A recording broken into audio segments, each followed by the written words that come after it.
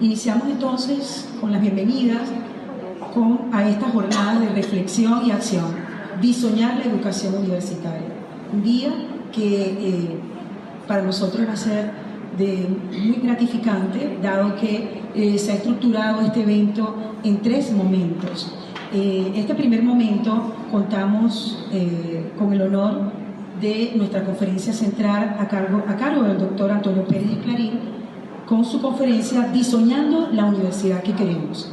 Me permito presentar al doctor Antonio Pérez Esclarín. Él nació en 1944 en Verdún, un pueblito del Prepirineo aragonés, en Huesca, España, cerca de la frontera con Francia. A los 17 años y terminados sus estudios de bachillerato y preuniversitario, vino a Venezuela y tan pronto como pudo se nacionalizó venezolano.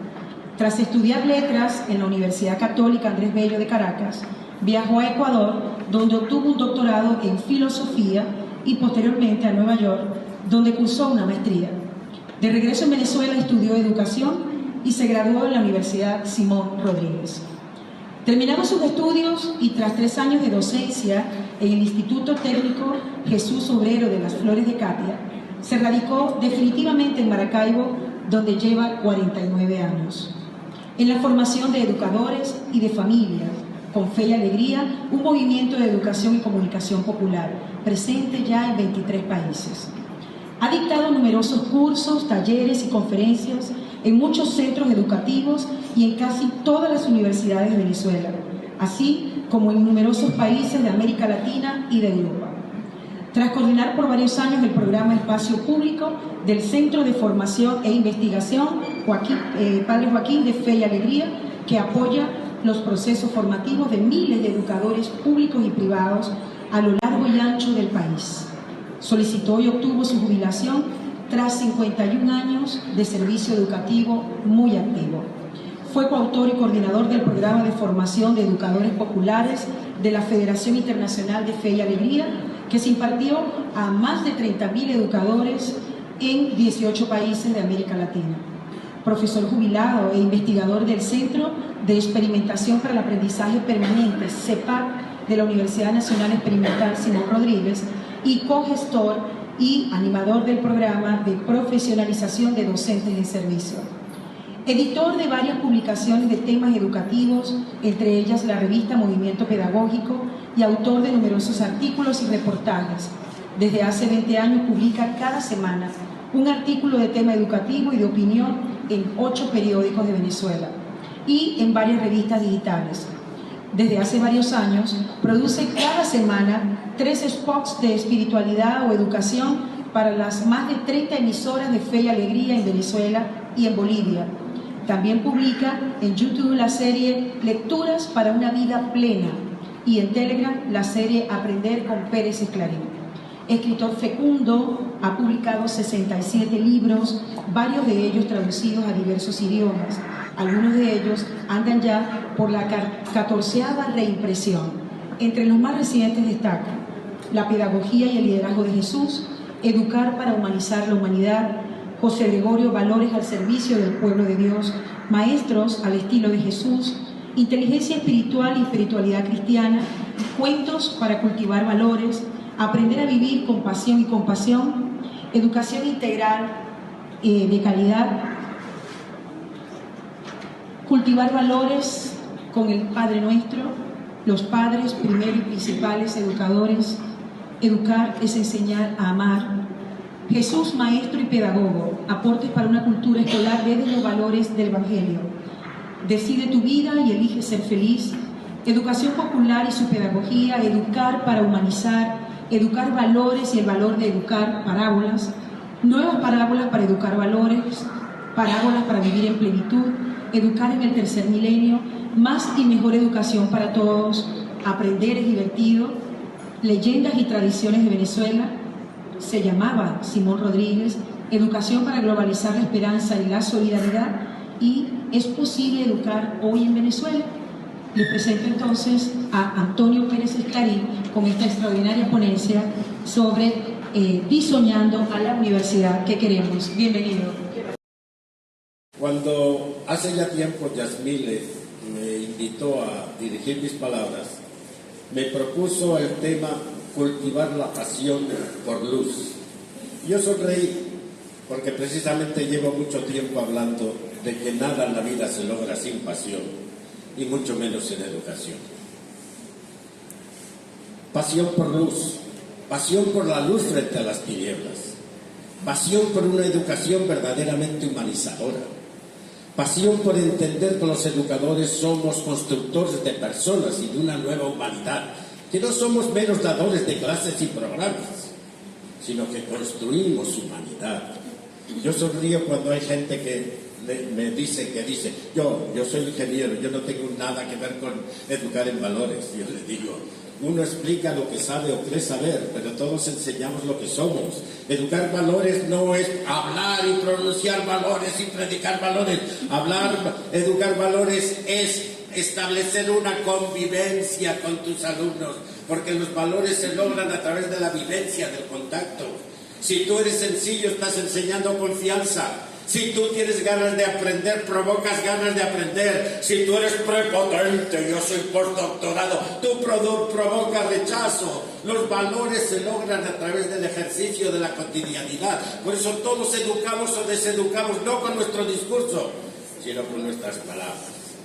Por eso, como digo, pasión, sobre todo, más que cambios curriculares, que sí hay que hacerlos. Si los cambios curriculares no los asumimos con pasión, nada va a cambiar. Pero la pasión no brota por sí misma. La pasión es la identificación y el compromiso con una gran causa, con una bandera, con una idea, con gestar una universidad realmente nueva. Una universidad que tiene que ser el impulso de la transformación de la región y del país. De nada servirá cambios de innovación, proclamas, hoy se pone de moda la palabrita innovar. Estamos innovando y yo suelo siempre preguntar, ¿esa innovación está produciendo mejoras? Porque innovar como moda no. Innovar para cambiar, para resolver nuestros problemas, para provocar pasión por la educación. Por eso, yo siempre he dicho que la universidad no puede ser como muchos dicen, su misión es adaptarse a los cambios, no, sino dirigir los cambios en un sentido ético y estético distinto a la marcha de hoy. Nosotros no podemos meramente adaptarnos a los cambios tecnológicos, tal y cual, no, sino dirigir esos cambios. La universidad, repito, como vanguardia del pensamiento libre y creativo, tiene que ser la que vaya de algún modo configurando la nueva humanidad. Por eso, de nada servirá una universidad sumisa. Hoy nos han querido destruir la universidad, asfixiándola económicamente. No sirve una universidad esclava del autoritarismo actual, no sirve una universidad sumisa, pero tampoco sirve una universidad de espaldas a la realidad, una universidad que se regodea en sí misma y vive de espaldas a la problemática de la región y del país, y mucho menos una universidad acobardada, una universidad rendida, una universidad sin garra, una universidad sin verdadero entusiasmo, sin verdadero compromiso. Yo suelo decir que en estos tiempos la alegría verdadera que nace del compromiso, de la entrega es subversiva, porque nos quieren derrotados, nos quieren achantados, nos quieren sin alma. Y nosotros hoy día tenemos que hacer de nuestro entusiasmo, de nuestra pasión, ese compromiso de que realmente no nos quitan el espíritu.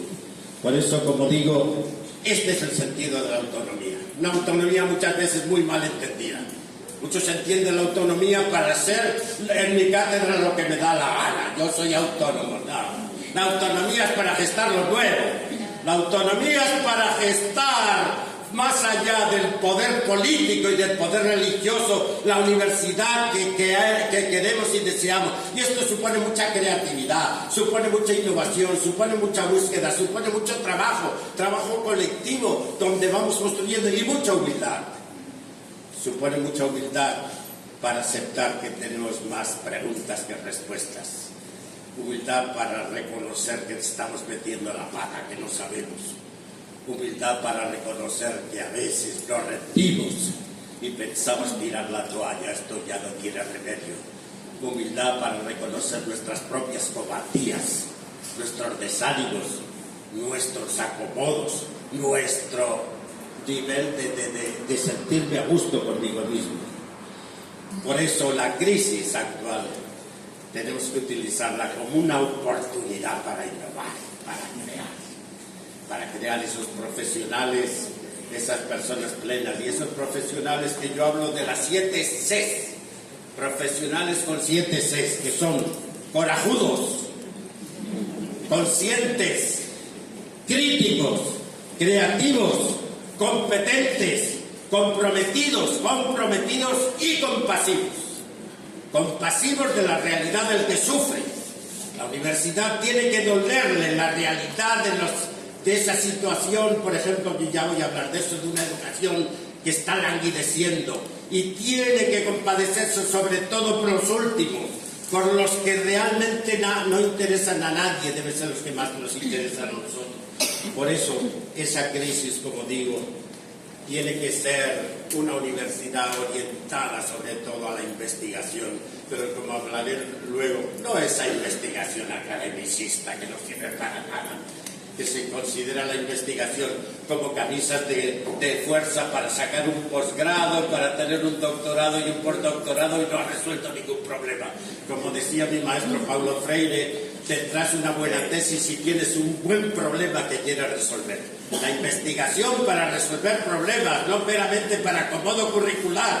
Fuera esas investigaciones de camisas de fuerza donde realmente la gente queda vacunado con la tesis y ya no quiere seguir investigando, que pareciera que los tutores son los únicos que conocen ese camino tortuoso de marco teórico variable. Por favor, investigar es resolver problemas. Investigar es tener una inquietud y una preocupación y realmente gestar mis energías y mi vida para resolver tantos así tesis, no sé qué. ¿Para qué sirve? Meramente lo busca otro para hacer otra tesis. Para eso sirven nuestras tesis, que las ponemos ahí, el declararlo con derecho a publicación, bueno, derecho a publicación, y luego se ponen ahí y la gente lo único que hace es ver la tesis para hacer otra tesis. Por eso, utilicemos la crisis como una oportunidad para innovar. Yo por ello suelo hacer mío este texto que se atribuye a Einstein, en el que yo suelo alimentar mis inquietudes. No pretendamos que las cosas cambien si siempre hacemos lo mismo. La crisis es la mejor bendición que puede sucedernos, porque la crisis trae progreso. La creatividad nace de la angustia como el día nace de la noche. En la crisis nace la inventiva, los descubrimientos y las grandes estrategias. Quien supera la crisis se supera a sí mismo. Quien atribuye a la crisis sus fracasos y penurias violenta su propio talento y respeta más los problemas que las soluciones. La verdadera crisis es la crisis de la incompetencia. El inconveniente de las personas y los países es la pereza para encontrar las salidas y soluciones. Sin crisis no hay méritos. Es en la crisis donde aflora lo mejor de cada uno. Callar en la crisis es exaltar el conformismo. En vez de esto, trabajemos duro. Acabemos de una vez con la única crisis amenazadora, que es la tragedia de no querer luchar por superarla. Por eso, para salir de esta crisis, y de acuerdo al tema que me produce Yasmine, un ferviente llamado al coraje, a la creatividad y a la esperanza. Vivimos tiempos muy difíciles. Estos son tiempos para personas corajudas, para personas resilientes, para personas valientes. A nivel global, yo siempre que he escrito mucho de análisis del contexto, defino la crisis de 3 palabras. En primer lugar, incertidumbre o modernidad líquida. La modernidad líquida de Bauman, donde las grandes estructuras desaparecen y todos vamos quedando a la intemperie. Ya no hay capacidad para solidez. Las tablas de salvación a las que antes nos aferrábamos con fuerza se hunden a nuestros pies. Hemos pasado de la salvación por la fe a la salvación por la ciencia y hoy estamos entrando en sálvese quien pueda. Es la incertidumbre, la modernidad líquida. Las cosas se crean para no existir y lo mismo las relaciones humanas. Por eso hoy está en crisis la familia, está en crisis el matrimonio, está en crisis la vida y no solo está en crisis, sino que está propiciando que se acabar, porque estamos tratando de destruir la propia identidad humana. Segunda palabrita, relativismo ético. Hoy la ética se ha reducido a dos principios. Todo vale si me produce dinero, si me produce placer, si me produce poder. Todo vale. El fin justifica los medios. Luego, si todo vale, nada vale. Cada uno puede hacer con su vida, con su ser, lo que le da la gana.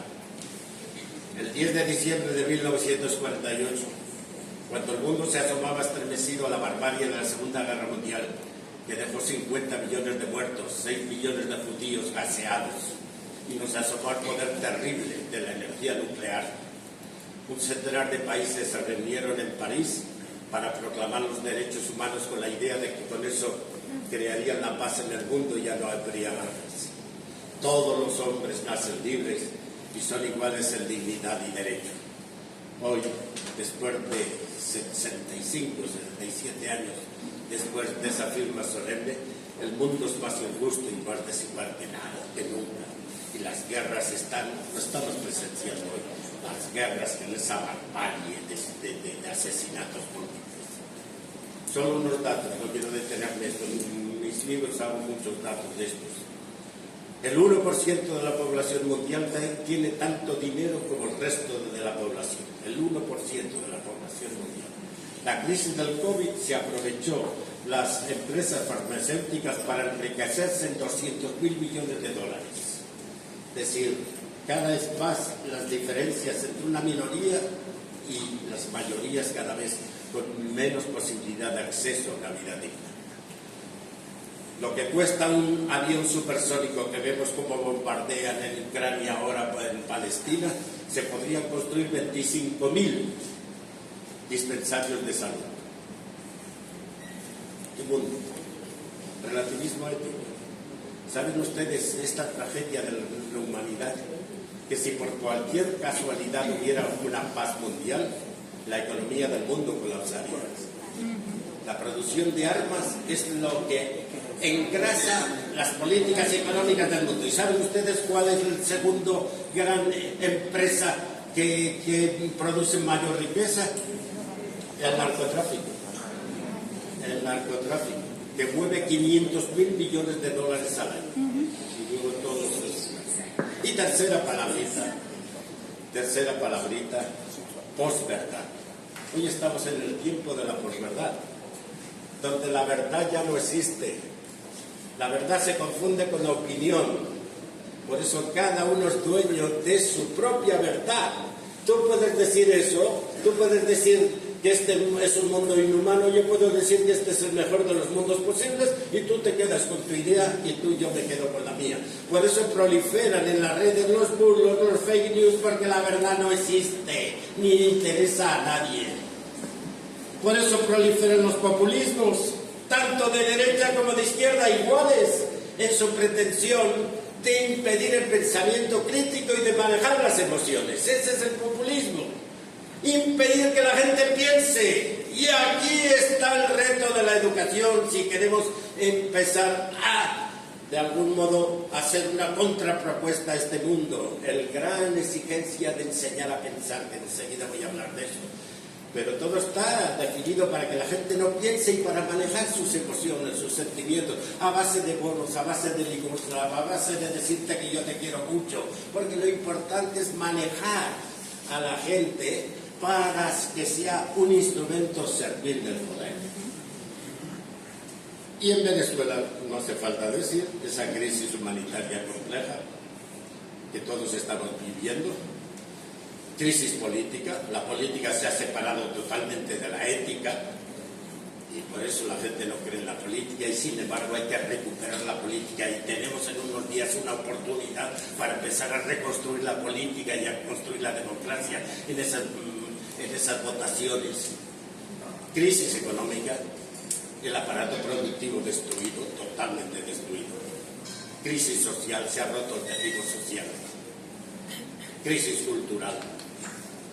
Y sobre todo, crisis educativa. Y esta es la gran tragedia. Y aquí sí quiero detenerme un poco. Hoy estamos en la sociedad del conocimiento. Todo el mundo te reconoce y te dice que el conocimiento es el valor fundamental, el capital humano.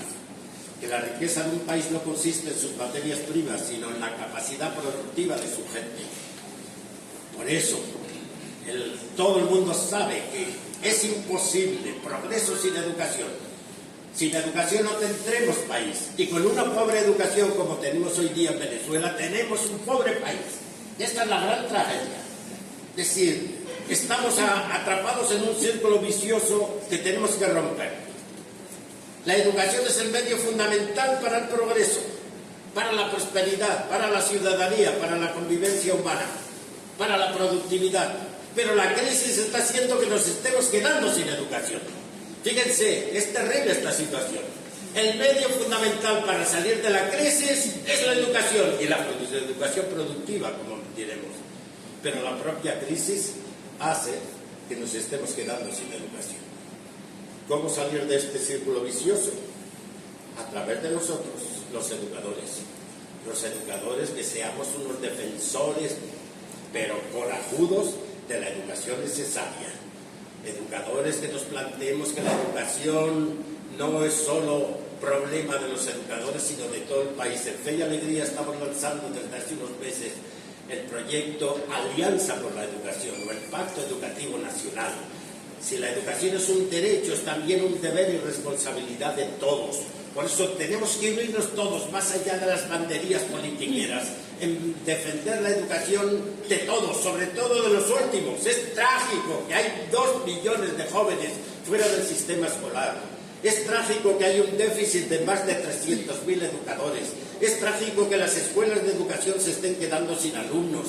Es trágico y tenemos que asumir, pero con dolor y compasión, esta realidad. Nos debe doler, porque si solo hacemos del dolor compromiso, nos comprometeremos.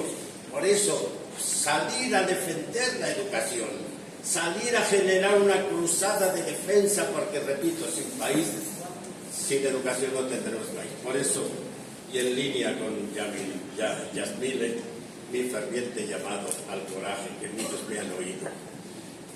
No había fiesta en el llano que no fuera alumbrada por los dedos mágicos del artista Figueredo. Sus dedos acariciaban las cuerdas y brotaba incontenible el ancho río de su música prodigiosa. Se la pasaba de pueblo en pueblo, sembrando la alegría, poniendo a galopar los pies y los corazones de la gente en la fiesta inacabable del joropo. Él, sus mulas y su arpa, por los infinitos caminos del llano. En una mula él, en la otra mula al lado del arpa, cubierta con un plástico negro para soportar los terribles chaparrones del invierno llanero, en que, como magistralmente describe el poeta Lasso Martí, el llano es una ola que ha caído, el cielo es una ola que no cae, que no termina de caer. Vean qué poder de síntesis de la buena poesía. 2 versos y una magistral descripción del invierno llanero. El llano es una ola que ha caído, todo está inundado, las vacas avanzan penosamente con el agua hasta el pecho, y el cielo es una ola que no cae, que no termine de caer, llueve, llueve y sigue esas nubes negras preñadas de una lluvia incontenible. Pero también el verano, cubierto con un plástico negro, para soportar los gritos de ese sol llanero infinito que reseca la piel, raja las piedras. Si tú recorres el llano al final del verano, puedes escuchar los lamentos de la tierra herida por la sed. Los árboles lánguidos, cenizosos, cubiertos de polvo, las vacas mugiendo ante los pozos resecos. Una tarde tenía que cruzar un morichal espeso. Morichal es un bosquecito de palmeras en el llano, y ahí le estaban esperando los cuatreros. Le atacaron, lo golpearon, le robaron las mulas y le robaron el arma. La mañana siguiente pasaron por ahí unos campesinos y encontraron al maestro Figueredo cubierto de barro, de heridas, de sangre. Lo recogieron, lo curaron, le limpiaron las heridas. Y cuando lograron que volvieran, sí le preguntaron: ¿qué pasó, maestro Figueredo? ¿Qué pasó? Y él, haciendo un esfuerzo sobrehumano, logró decir: Me robaron las mulas. Volvió a hundirse en un silencio que dolía, hasta que ante la insistencia de los campesinos que seguían preguntando, logró empujar contra sus labios rotos, aboratados, unas nuevas palabras para decir: me robaron el arpa. Parecía que era imposible que pudiera decir más nada. Y de repente el maestro Figueredo se echó a reír. Era una risa que no pegaba en ese rostro hinchado o amargado que parecía una estampa del dolor y de la cruz. Y de en medio de la risa, el maestro Figueredo dijo: pero no me robaron la música. ¡Que no nos roben la música! ¡Que no nos roben la ilusión! ¡Que no nos roben la esperanza! ¡Nos han robado todo! ¡Nos han robado el sueldo! ¡Nos han robado la posibilidad de una vida digna! ¡Nos han robado nuestra seguridad! ¡Nos han robado nuestro seguro de salud! ¡Nos han robado todo! Pero que no nos roben la esperanza. Porque si te dejas robar la esperanza, estás destruido. Mientras hay esperanza, hay ganas de esforzarse y de luchar. No permitas que te roben la esperanza. La esperanza es el nervio del coraje. Ernst Bloch dice que la esperanza es el sentimiento más humano y capaz de producir una nueva humanidad. Paulo Freire decía que es imposible educar sin esperanza. Educamos porque los seres humanos tenemos proyecto y queremos construir un mundo mejor. Si tú has perdido la ilusión, si tú has perdido la esperanza, retírate de ser educador, porque solo vas a provocar pesimismo y negatividad, porque todos enseñamos lo que somos. Si tú has perdido la ilusión, no puedes ser educador. Dedícate a otra cosa, porque educar es generar vida, generar esperanza, generar entusiasmo. El derecho a soñar no aparece en la Proclamación de los Derechos Humanos que en 1948 proclamaron las Naciones Unidas. Pero sin este derecho y sin el agua que da de beber a los demás, todos los demás derechos se morirían de sed. Soñemos, soñemos que es posible una educación, una universidad distinta, que es posible un país reconstruido, renovado, reconciliado. Soñemos y hagamos del sueño proyecto, compromiso, horizonte. Por eso yo hablo, y el tema de hoy, de diseñar la universidad. Yo junto las dos palabras en una: soñar y diseñar. Porque el sueño sin proyecto es pajarito preñado. Muchos querrían cambiar Venezuela, pero no hacen nada, o siguen haciendo lo mismo. Muchos querrían cambiar la universidad, pero sigo haciendo lo mismo. La mayor prueba de estupidez, nos dice Einstein, es esperar resultados distintos haciendo siempre lo mismo. Pero el proyecto sin sueño lo arrastra. Hay que soñar con los pies en la realidad y la mirada en el horizonte de nuestro compromiso de una universidad distinta. Yo cuando hablo con los políticos me buscan mucho echar charlas a su gente. Les digo, ustedes les falta convencer, les falta pasión. Tienen proyectos, pero no tienen pasión, no son capaces de arrastrar. El país necesita, y están naciendo afortunadamente, gente que remueva, que entusiasme, que recupere el entusiasmo. ¿Qué pasa? Que se me la correa, bueno. Mientras no se vea más nada que la correa, no hay mucho problema, gracias. Por eso, diseñar. Ya por fin, si alguien no terminaba de entender en qué consiste, sueño y diseño, sueño y proyecto, pero proyecto con pasión, porque sin pasión no lograremos nada. Pero atención, esta esperanza tiene que ser una esperanza activa, creativa, propositiva. Por eso hay que alimentar la esperanza para que no resbale en la desesperanza ni en la desesperación. Por eso una esperanza que nazca de la fe. Y no voy a hablar aquí, porque respeto mucho, de la fe religiosa. Voy a hablar primero de la fe en nosotros mismos. fe. Si tú no crees en ti mismo, si tú no crees en tu capacidad de mejorar, los seres humanos somos siempre proyectos inacabados. Vivir es construirse, inventarse, soñarse, hacerse cada vez mejor. La vida es un viaje y cada cual decide su destino. Tú puedes ir a la cumbre o al abismo. Tú puedes hacer de tu vida un jardín de flores o un estercolero. Por eso en el mundo conviven los asesinos con los santos, las personas que crean entusiasmo y las personas que generan desánimo. Por eso lo peor que te puede pasar a ti es ser amiga de un amargado.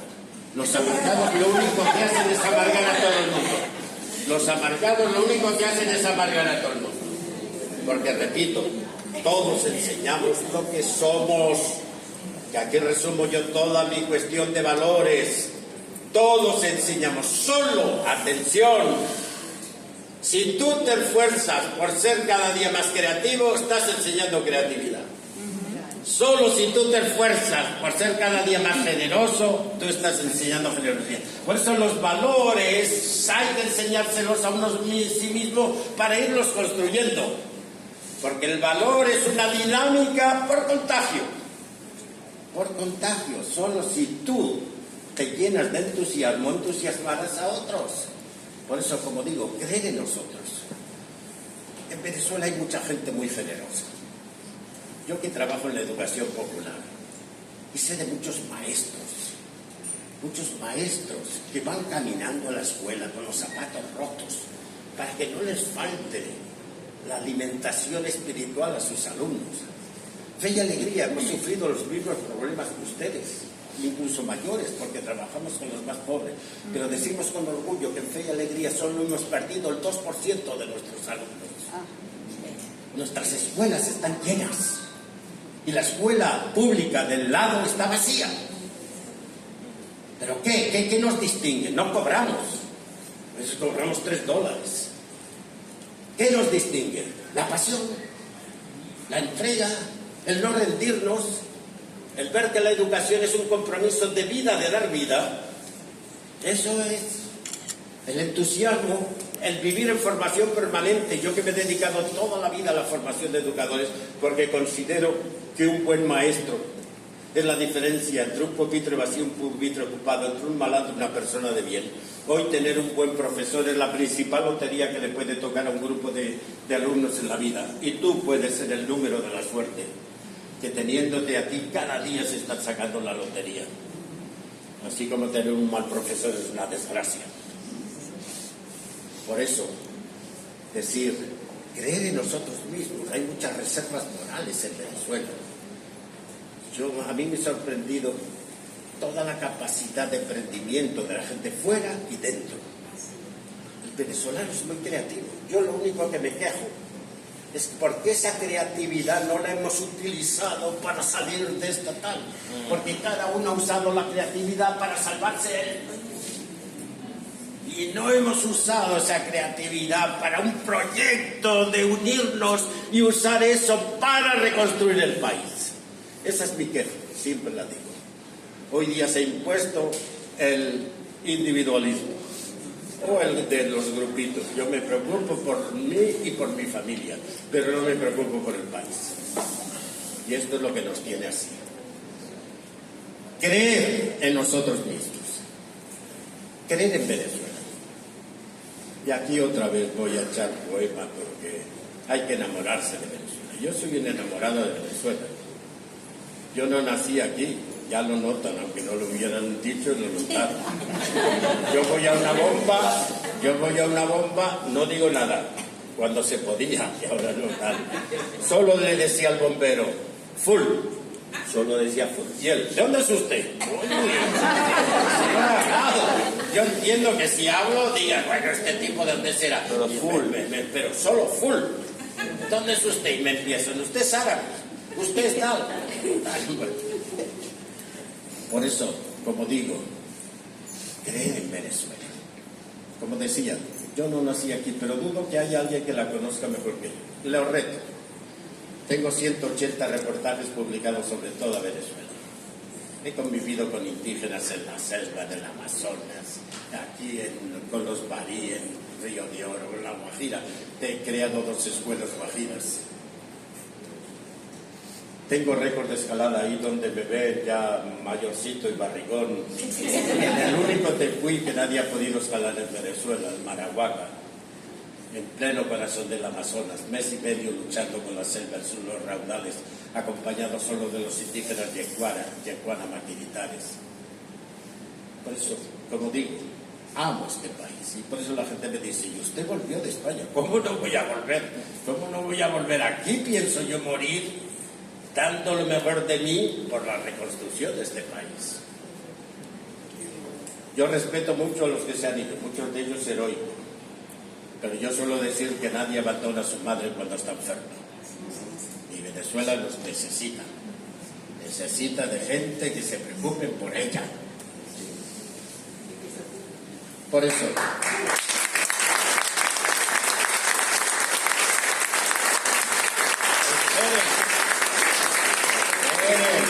guárdense los aplausos, que ahora viene lo bueno.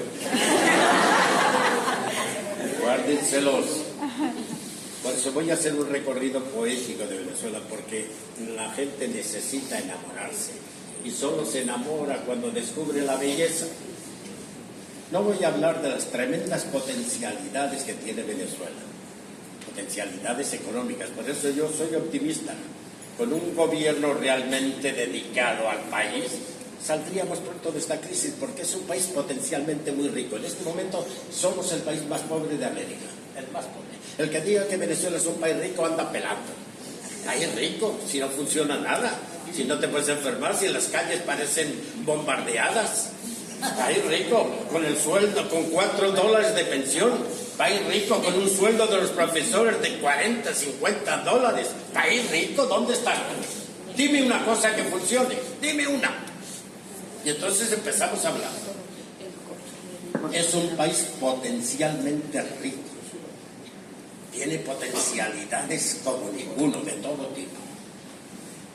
Productivas, económicas, turísticas, ganaderas, de pesca, de innovación, de creatividad, con universidades que eran de excelencia verdadera y tienen que volver a hacerlo. Venezuela, atención, es el país que ha exportado mayor capital humano. Más de 2 millones de profesionales, con títulos de posgrado, muchos de ellos han salido y están contribuyendo a la economía de otros países. Es el país que ha exportado mayor talento humano. Por eso no voy a hablar de esto, voy a hablar de lo bello que es Venezuela. Y por eso este recorrido poética.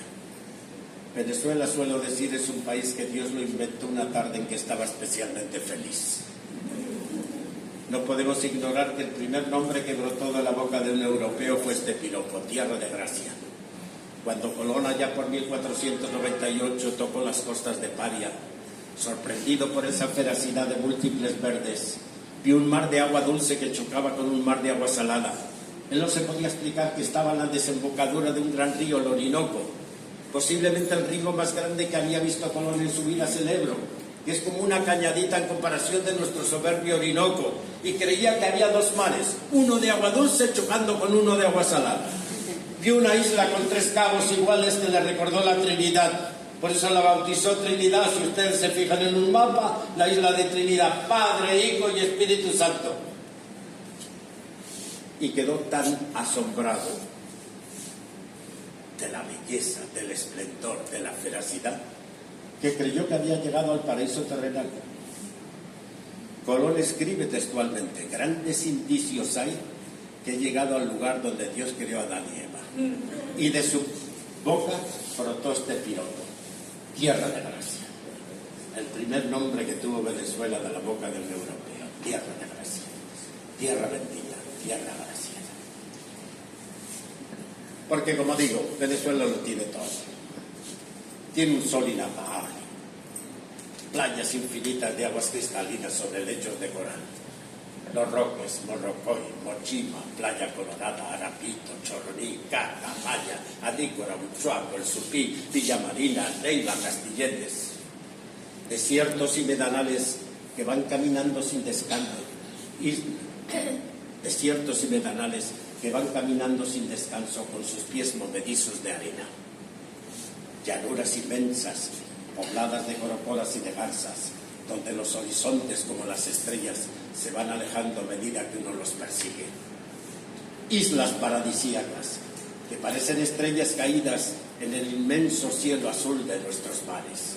Lagos y lagunas encantados, llenos de magia y poesía. Árboles frondosos, que parecen sostener el cielo con sus brazos. Saltos, cascadas y raudales, que van susurrando con sus labios de agua el amanecer de la creación.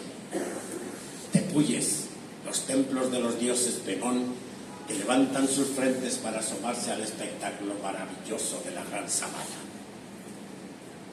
Pueblitos montañeros, los pueblitos andinos, que se acurrucan en torno a la torre valiente de su iglesia y se van trepando con ella hacia las raíces de la niebla y del frío. Una enorme serranía, habitada por el frailejón, el silencio y el viento, donde el tiempo va madurando sus cosechas de rocas. Todas las tardes, Dios se despide de nosotros en los crepúsculos de Lara y en los atardeceres de Juan Grião, y acuna nuestros sueños con el guiño sublime del relámpago del Catatumbo. Los científicos tratan de dar una explicación a este fenómeno único en el mundo. Yo no tengo una explicación científica, yo tengo una explicación poética. El relámpago del Catatumbo no es otra cosa que la picada de ojo de Dios, que se pasa todas las noches picándonos el ojo para que durmamos tranquilos, porque Él está velando nuestros sueños. Y si Dios está con nosotros, ¿quién contra nosotros?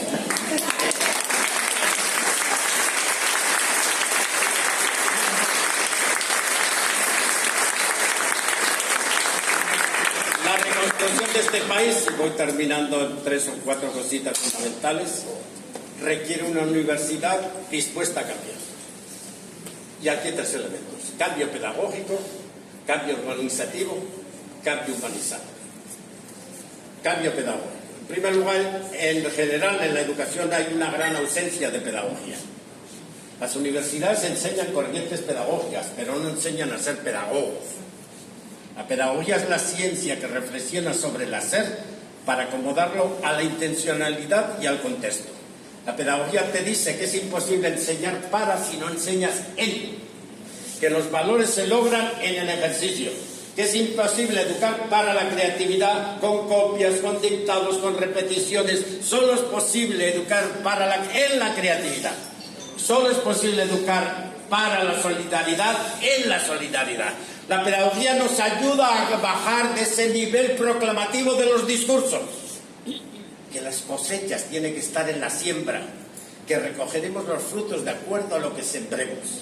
Por eso aquí, en la pedagogía que hay que cambiar, primero hacernos pedagogos, porque repito, las universidades enseñan Vygotsky, Ausberg, corrientes pedagógicas, pero no enseñan a ser pedagogos, no enseñan a ser reflexivos de lo que hacemos para aprender de ello y adecuarlo a lo que quiero. La pedagogía nos libera de esos enunciados teóricos de que estamos llenos. Alumnos, la visión para la creatividad, para el compromiso, para el nuevo país. Sí, muy bonito todo eso, muy bonito. Y aquí 2 cositas. La pedagogía: aprender a aprender, aprender a comprender, aprender a emprender y, sobre todo, lo más difícil, aprender a desaprender. Lo más difícil, y voy a hablar. Eso es el reto de toda educación hoy día. Aprender a aprender, desarrollar el hambre de aprender. Estamos en la sociedad del aprendizaje. El derecho a la educación es derecho al aprendizaje. Los profesores enseñan, pero ¿qué aprenden los alumnos? ¿Para qué sirve lo que aprenden? Aprenden a aprender. Estamos desarrollando en ellos el hambre de aprender. Aprenden a ser mejores, aprenden a compartir, aprenden a ser solidarios. Desean, sobre todo de la universidad, salen con el deseo de aprender. Hoy el aprendizaje a través de las nuevas tecnologías, pero que no meramente las utilicemos para la información, sino para producir el conocimiento. Yo suelo hacer mío el verbo doliente del iot. ¿A dónde fue la sabiduría que perdimos con el conocimiento? ¿A dónde está yendo el conocimiento que estamos perdiendo con la información? Hoy día muchos utilizan las tecnologías como la gran chuleta virtual. Google es la gran chuleta donde voy y hago las tareas, todo está ahí, pero realmente desarrollo yo la pasión por el conocimiento, por la reflexión, por el cuestionamiento. Estoy enseñando a aprender y siempre, hoy día, donde todo cambia, el docente que ha dejado de aprender se convierte en un fallo, en un freno para el aprendizaje de sus alumnos. Por eso, y de nuevo, lectura, escritura, y las actitudes, curiosidad, resiliencia, investigación, innovación, trabajo. Aprender a comprender, aprender a pensar. Hoy día no pensamos, hoy día en estos tiempos de colonización de las mentes y dictadura del pensamiento único, el gran valor que debe enseñar la educación es enseñar la reflexión y el pensamiento. Por eso las pedagogías críticas, no la pedagogía transmisiva, no la pedagogía reproductora, sino la pedagogía productora. Tenemos que pasar de la pedagogía de la respuesta a la pedagogía de la pregunta. Hoy día buen alumno no es el que repite el texto como dice el profesor, sino aquel que es capaz de cuestionar lo que le dice el profesor y hace una contraoferta. Es decir, hoy día, en el aprender a comprender, sobre todo la reflexión, la pedagogía crítica, porque nuestras universidades y nuestros sistemas educativos están atrapados todavía en una pedagogía de la transmisión del conocimiento, de la información, de la reproducción. Hay que pasar de la reproducción a la producción, a la productividad, al pensamiento, por eso la pedagogía crítica. Aprender a emprender, a crear, a proponer. Por eso, la creatividad hoy debe ser el objetivo fundamental. En esta época de cambio, la creatividad, la innovación, la pregunta, el cuestionamiento. Pero todo esto solo es posible si aprendemos a desaprender. Y esto es muy difícil, porque supone un cambio de mi vida, de mi conducta, donde yo tengo interiorizados rituales, donde yo sé ya qué hay que hacer, donde yo domino mi materia. Y realmente lo importante es ser lo suficientemente humilde y sencillo para botar todos esos rituales, toda esa burocracia, todo ese papeleo, toda esa cuestión que muchas veces impide volver a construir la verdadera educación. Cambio pedagógico, cambio organizativo y cambio humanizador. Cambio organizativo. Y aquí la universidad tiene un tremendo trabajo, porque la universidad se ha enquistado el individualismo. Cada profesor se siente autónomo en su cátedra y hago lo que quiero. Pocas veces los profesores se reúnen para pensar juntos, para cuestionarse, para reflexionar. Pocas veces un profesor visita el salón del otro para aprender de él o para luego analizar lo que hiciste tal. Pocas veces. Se ha enquistado el individualismo.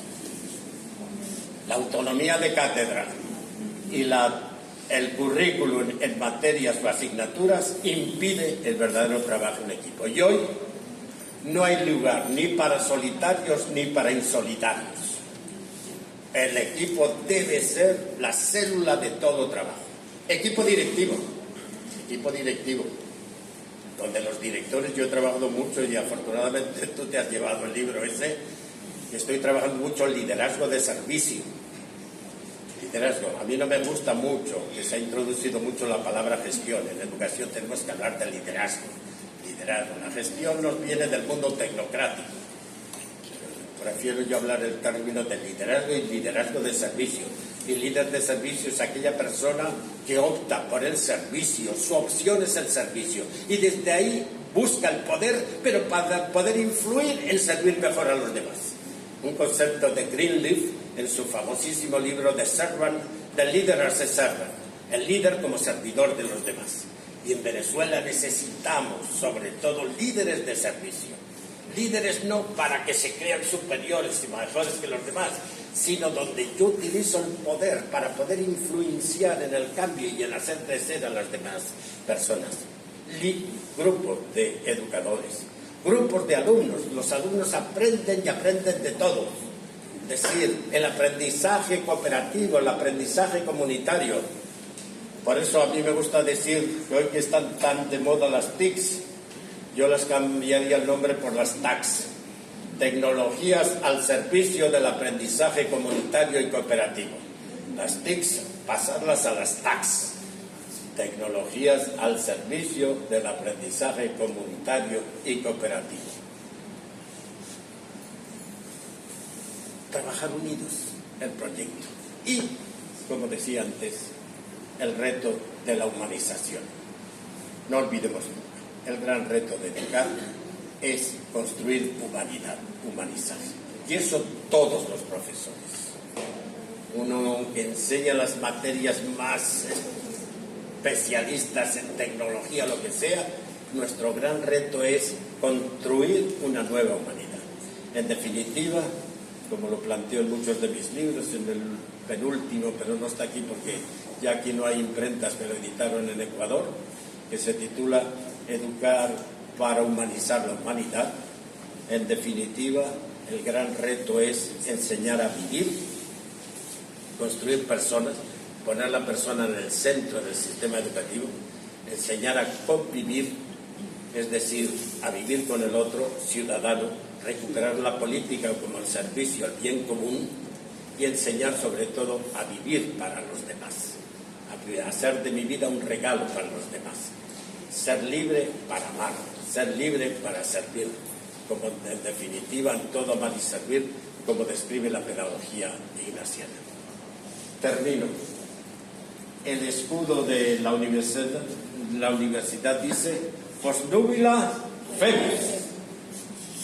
Después de las nubes sale el sol.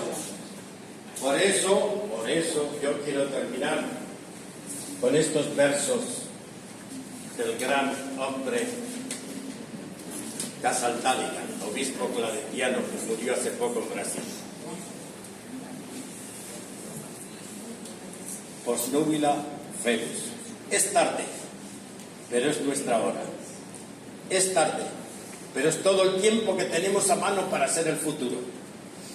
Es tarde, pero somos nosotros esa hora tardía. Es tarde, pero es madrugada si empujamos un poco. Con que empujar con pasión, a empujar con entusiasmo, a empujar sin claudicar. Muchísimas gracias.